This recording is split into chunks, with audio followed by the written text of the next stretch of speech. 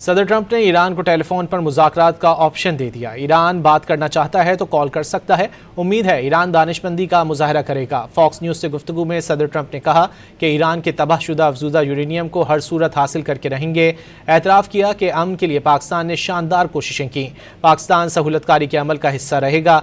वज़ीर आज़म और field marshal बहुत अच्छे और काबिल एहतराम हैं।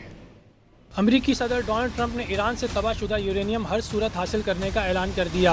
डोनाल्ड ट्रंप ने एक बार फिर कहा कि ईरान जंग जल्द खत्म होगी और अमेरिका फाते होगा। ईरान का अफजूदा यूरेनियम हासिल करके रहेंगे। उन्होंने अमेरिकी टीवी फॉक्स न्यूज से गुफ्तगू में ये भी बावर कराया कि इनकी टीम बिला मकसद बार बार घंटों का सफर नहीं करेगी। ईरान को बात करनी है तो कॉल कर ले।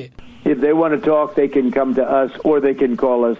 You know, there is a telephone. We have nice secure lines, although I'm not sure any telephone line is secure, frankly, but we have secure lines, and if they want, we can talk. But we're not sending people to travel 18 hours to meet where you literally think of this. We had a meeting for Tuesday, and it was on Saturday that I was saying, when are we meeting? Tuesday, because it's so far.